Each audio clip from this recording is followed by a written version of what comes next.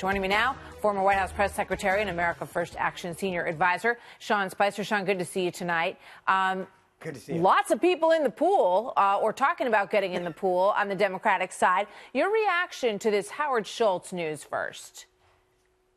Well, you know, I'm a Dunkin' Donuts kind of guy, but for once I'm actually excited. I'm excited about something from Starbucks. If he gets in, it would be very helpful.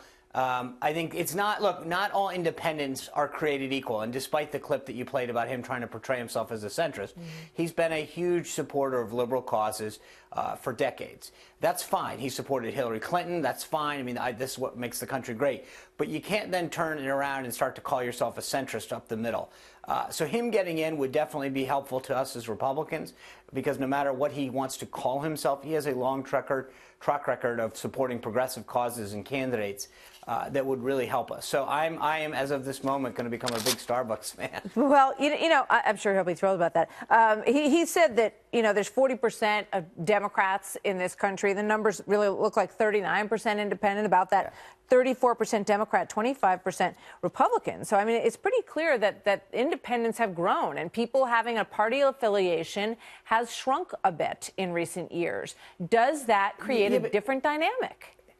No, and again, two things that I need to go back on. One is, as I said, all independents aren't created equal. You've got folks on the right and folks on the left that come in and just don't align with the party. That doesn't necessarily make them all the same, right? So in this case, he's coming into this race basically as a progressive Democrat that just doesn't want to go through their system. I understand that, but that's who he is. That's vastly different from, say, another candidate who might get in from a business background that's been more on the right, which would take away, for instance, in '92, you had Perot that I think pretty much skewed a little bit more to the right in terms of who he took from than the left. In this case, I definitely think he would take a lot more from the Democrats and help the Republicans. But the second thing that I think is also missing in this is that when you look at the numbers very rawly, as you did, which is how many people are registered, it looks like independents are up there. But when you actually break down independents, which is something that we did extensively at the RNC, we assigned a voter score to every single voter, you find that there's a lot of people who may not want to call themselves a Republican or a Democrat,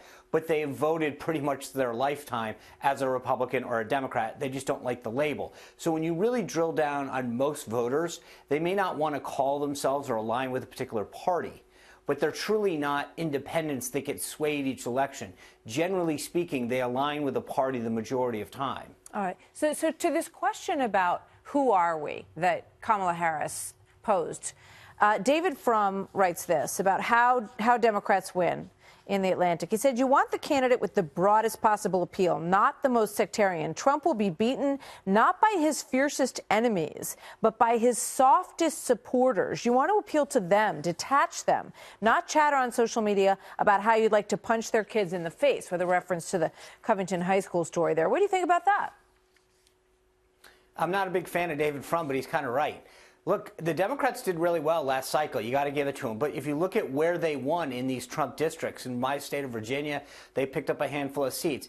And it was those folks that ran to the middle, that talked about areas where they could be more fiscally conservative, that talked about national security, then were able to make a competitive case against the Republican incumbent in many instances. That's where I think they win.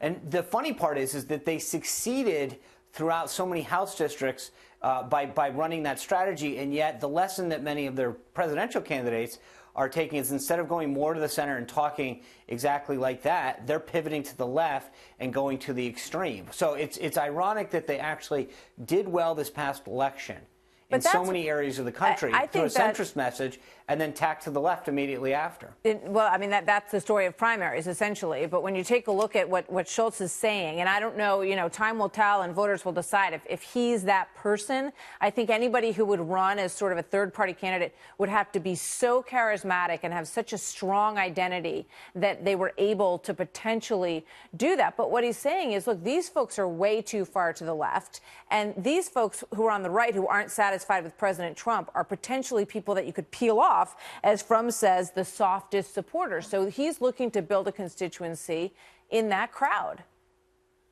Correct. And I think that I don't dismiss independent candidates doing well, although we haven't really seen one since John Anderson and Ross Perot. I mean, they kind of happen every decade or so.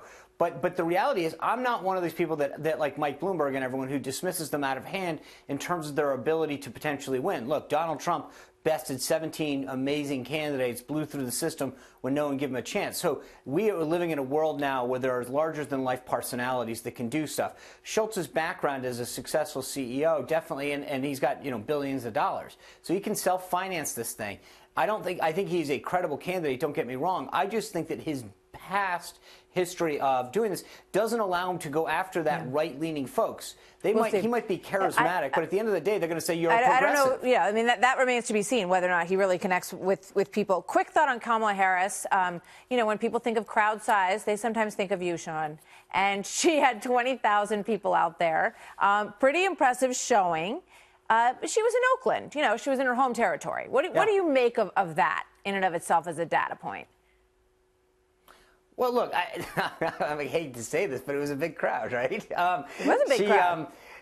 It was a really big crowd, and I give her credit. There are people that are exciting. She is someone who, there's no question, people are enthusiastic about on the left, and she has done a great job of energizing those folks.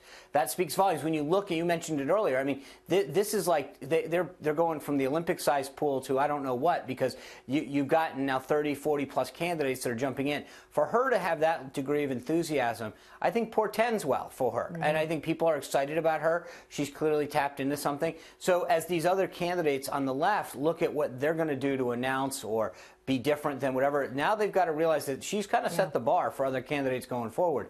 But she's done so. She's shown that you've got to have that combination of charisma, excitement, commitment to the extreme left. She has generated that, to be sure, and I think you're right. A lot of some other candidates might take a look at her and say, "Well, maybe I'll wait a while and see if something happens, if she flames out, or where this goes." Sean, thank you. Good to see you as always. Thanks for being here tonight.